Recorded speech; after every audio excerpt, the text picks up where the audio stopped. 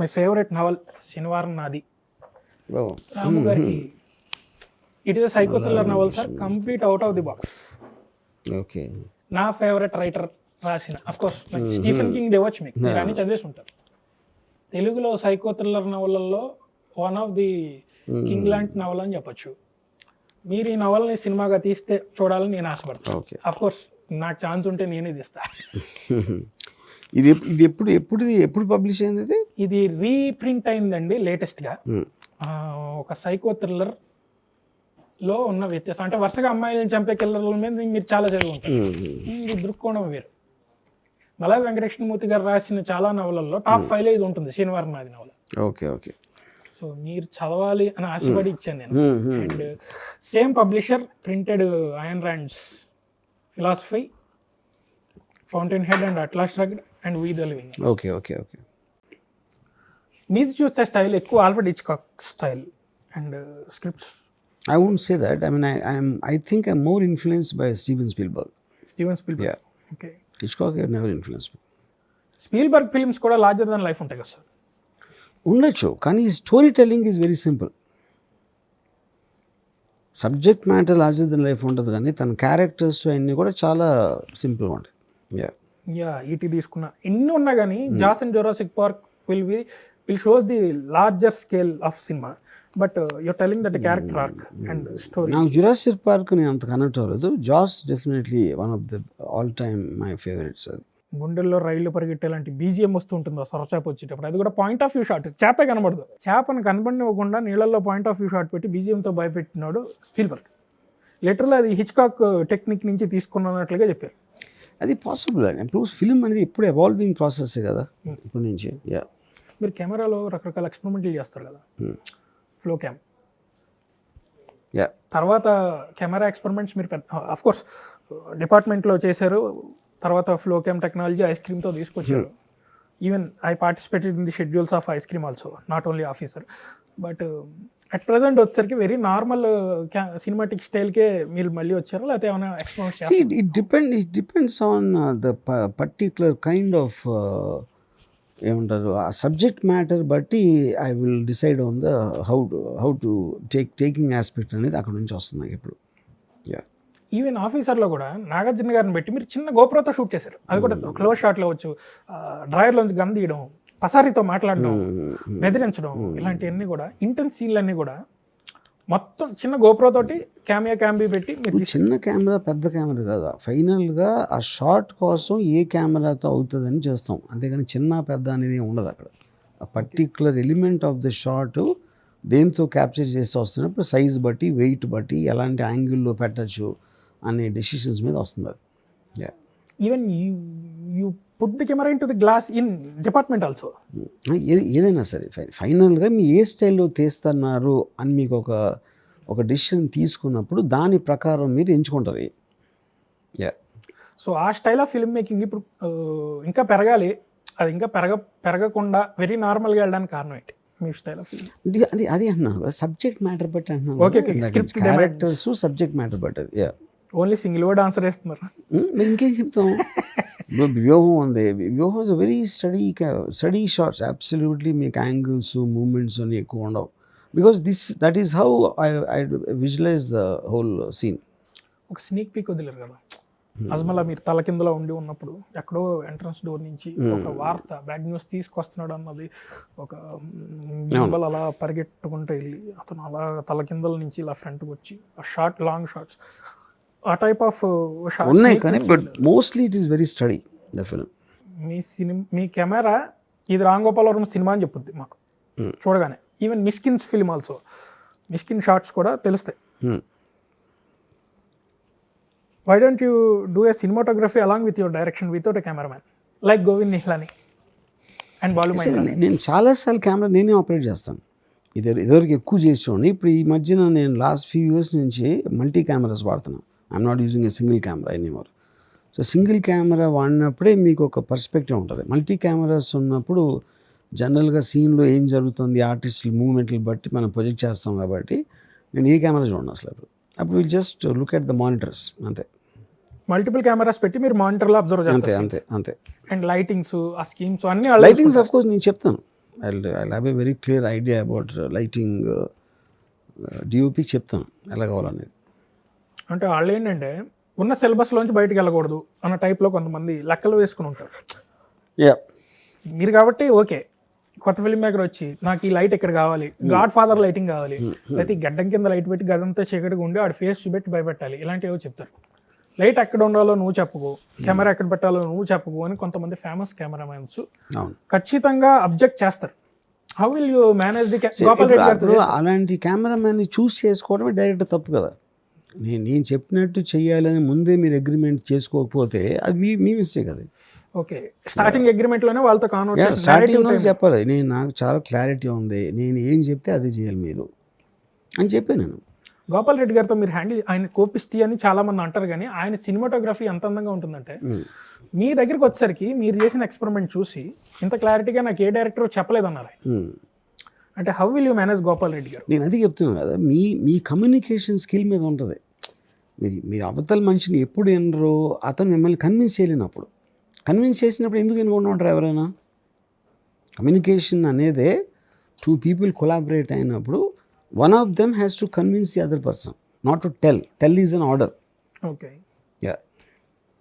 So వాళ్ళకి చెప్పినప్పుడు కూడా షార్ట్స్ నేరేటివ్ స్టైల్లో చెప్పాలి ఎవరైనా. కరెక్ట్.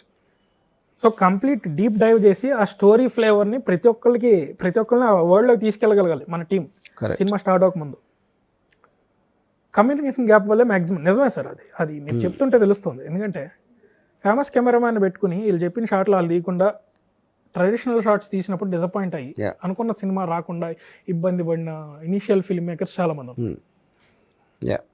సో ఇప్పుడు మీ వరకు వచ్చేసరికి ఏంటంటే ఫిల్మ్ మేకింగ్ ఒక స్టైల్ అయితే ఇండస్ట్రీలో చాలా కంప్లైంట్స్ ఉన్నా, వర్మ గారి వరకు రాని కంప్లైంట్స్ ఎన్నున్నా కానీ స్టోరీ థెఫ్ట్ కంప్లైంట్ అనేది ఒకటి ఉంది. మీ జనరల్గా హాలీవుడ్ సినిమాల నుంచి అందరినీ తీసుకుంటూ ఉంటారు. జనరల్గా మీ మీద ఆ కంప్లైంట్ రానేలేదు జనరల్గా. అది ఐ థింక్ స్టోరీ థెఫ్ట్ అనేది ఎక్కడ జరగదు. ఎందుకంటే స్టోరీస్ అన్ని సేమ్ ఉంటాయి. అది అవ్వచ్చు. ఇప్పుడు ఎవరో చెప్పారు కదా, నేను అతను అనుకోండి, అతనికి ఎవరిని చెప్తే నాకెట్లా తెలుస్తుంది?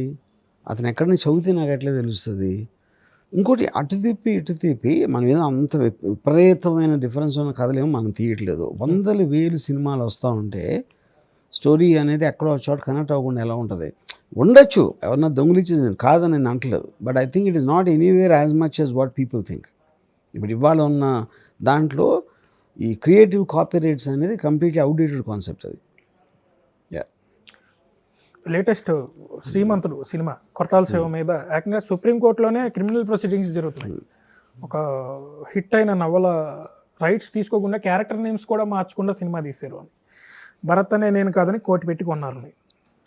ఇప్పుడు దేవర్ మీద ఇంపాక్ట్ పడుతుందా? ఇలాంటి క్వశ్చన్లు అన్నీ వచ్చినాయి. స్టార్ డైరెక్టర్స్ చాలామంది ఆఫ్కోర్స్ మీరు ఫోన్ తీసినప్పుడు కూడా యండమూరి వీరేంద్రనాథ్ గారికి సినిమా చూపించారు అని ఆయన ఇంటర్వ్యూలో చూసాను. నేను ఫోన్కి ప్రీమియర్కి వెళ్ళాను నేను వర్మతో. You both have so much of bondage. But at present film మేకర్స్లో చాలామంది మీద కుట్రచాటు ఎలా వస్తుందంటే చెప్పా చేయకుండా కథా తస్కరణ అని జరుగుతుంది. మీ టూలో మీ మీద ఏదైనా కంప్లైంట్ రాలేదు, కథా తస్కరణలో కూడా మీరు రాలేదు. సో ఈ కథా తస్కరణ డీటెయిల్స్ నాకు తెలియదు. నా పాయింట్ అంటే మోస్ట్ ఆఫ్ ద టైమ్ ఈ కాపీరైట్ ఇష్యూస్ ఆ లాయర్స్ డీల్ చేసే విధానంలో ఆ ప్రాబ్లమ్స్ వస్తాయి. నాట్ సో మచ్ అబౌట్ మీరు కాపీ కొట్టారా, ఎంత కాపీ కొట్టారు, ఎలా కాపీ కొట్టారా అనేది లీగల్లో ఎప్పుడూ స్టాండ్ అవ్వదు. కాకపోతే వీళ్ళు చేసే ప్రాసెస్లో మిస్టేక్స్ చేస్తారు. యూనో మిస్టేక్స్ అంటే ఇప్పుడు ఫర్ ఎగ్జాంపుల్ నాకు దీని డీటెయిల్స్ నాకు తెలీదు. ఇప్పుడు రాకేష్ రోషన్ సినిమా ఒకటి ఒక క్రేజీ ఏమో వచ్చింది, క్రేజీ 4 ఏదో వచ్చింది ఒక సినిమా.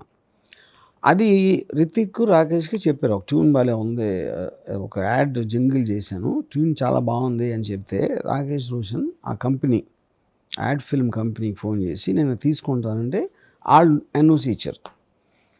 ఎన్ఓసి ఇస్తే ఈయన చేసాడు, రికార్డ్ చేసి షూటింగ్ అయిపోయింది, ప్రమో బయటకు వచ్చింది. అప్పుడు ఒరిజినల్ మ్యూజిక్ డైరెక్టర్కి ఆ కంపెనీకి లేదు కాంట్రాక్ట్.